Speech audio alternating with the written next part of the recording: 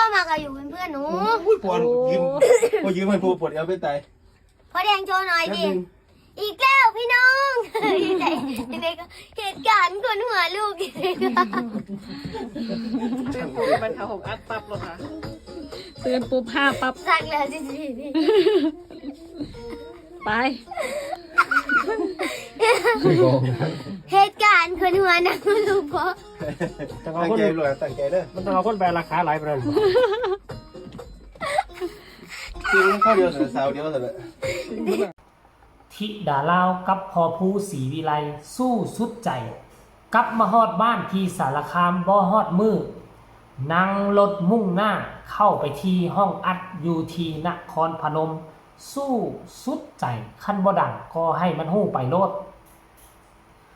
ทักทายสบายดี FC แฟนคลับทุกทางที่เคารพและนับถือฟังเสียงของเจบอลาวก็คงจะแปลกๆแน่จักหน่อยนึงถ้าผู้ใดเป็น FC แฟนคลับติดตามกันมาดนเสียงก็คือว่าคัดขึ้นจมูกท่านผู้ชม FC แฟนคลับเพราะว่าเดี๋ยวนี้วัดขึ้นจมูกแล้วเมื่อก่อนนั่นคือมีอาการเจ็บคอคือมันเจ็บเข้าจมูกแล้วก็เจ็บเข้าลำคอดีไปแล้วต่อมาก็มีน้ำมูกย้อยตลอดบ่คิดบ่ฝันมาเมื่อคืนนี้ตันดังซะแล้วมื้อนี้ฟังเสียงก็เป็นอีกรูปแบบนึงอดทนฟังเอาก็แล้วกันเด้อก็มีข่าวมื้อวานนี้เจบ่ลาวก็เฮ็ดไปแล้วว่าคนหัวลุกในขณะที่ช่วงเดินทาง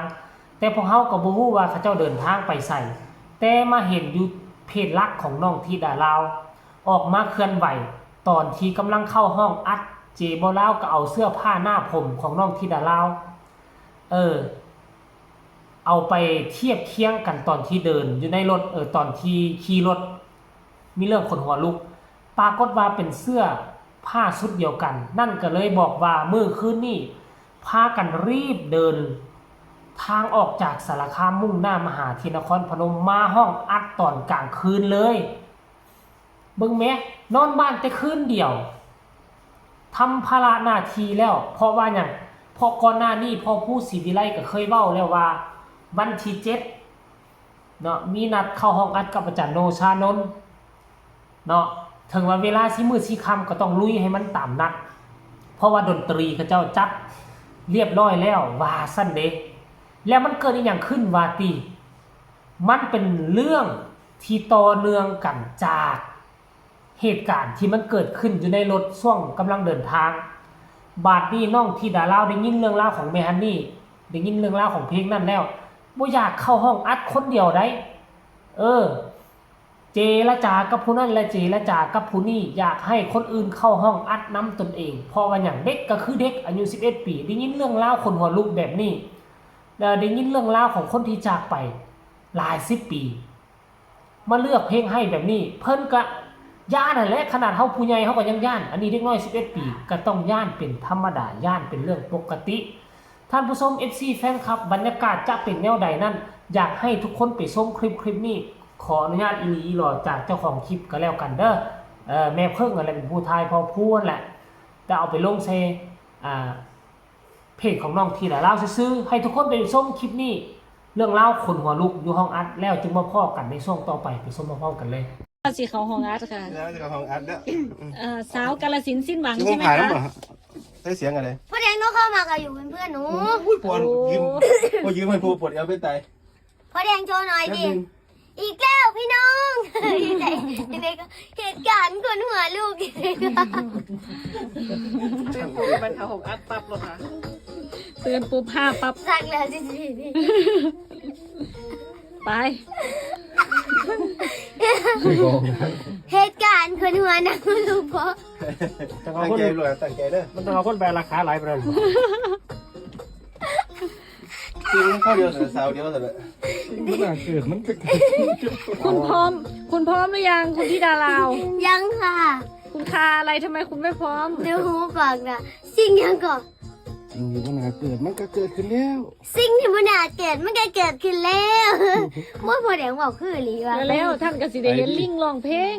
มันเกิดขึ้นแล้วลิงที่เขาห้องอัดแล้วอีกแล้วพี่น้องเราสิลงตรงนี้แล้ว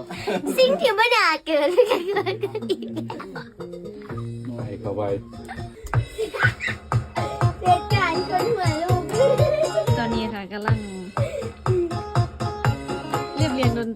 นะคะ สาวกาฬสินธุ์สินหวังค่ะ เราอยู่กับเราแล้วนี่เราจะไปนอน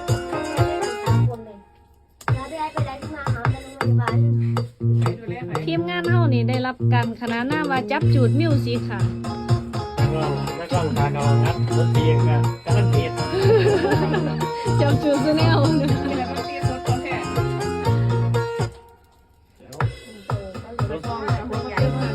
ักร้องปุ๊บเป็นข้างนอก นักร้องก็ปุ๊กเอาเด้อ สมมุติว่าเป็นมึงหัวเลยเนาะ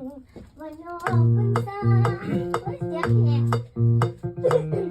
เจ้าที่มีจังหวะกล่องแบบนี้จังหวะกระเดื่องจังหวะกล่องใส่ยังใส่หมดเลยลองมึง ใส่เลย คล้ายๆนั่นนะคล้ายๆฮักอีลีฮักอีเลนนะเจ้าลองโชว์กล่องมึง กระเดืองเนาะ แมนคล้ายๆตึงตึงตึงตึงตึงตึงตึงแบบฮักอีลีฮักอีเลนไหม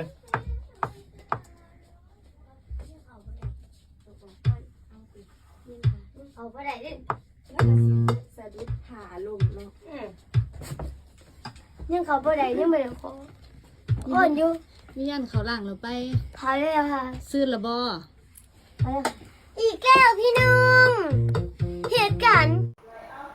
มันเป็นเรื่องเล่ามหัศจรรย์เรื่องเล่าขนหัวลุกในเมื่อได้เพลงของแม่ฮันนี่มาแล้วได้คันสิว่าเราได้มาอย่างง่ายดายแล้วแล้วก็เกิดเรื่องเล่าปาฏิหาริย์เรื่องเล่าขนหัวลุกขึ้นมาเป็นระยะค่อยกระวังว่าการทำหน้าที่สืบทอดบทเพลงอมตะตัวนี้ก็น่าจะสืบทอดแบบ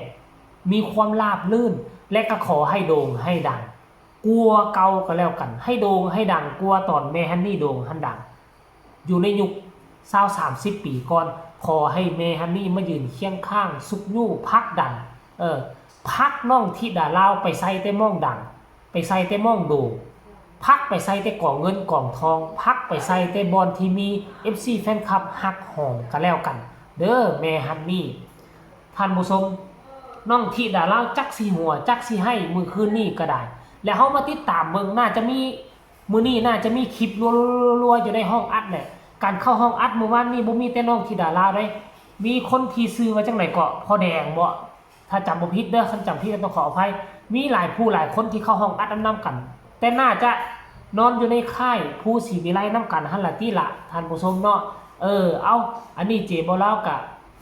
บ่สบายเจ็บไข้ได้ป่วยก็รีบเอามารายงานให้ FC แฟนคลับตอนเช้าๆก็แล้วกันฝากทุกคนกดไลค์กดแชร์กดติดตามไปเลยเพื่อจะบ่พลาดในคลิปต่อไป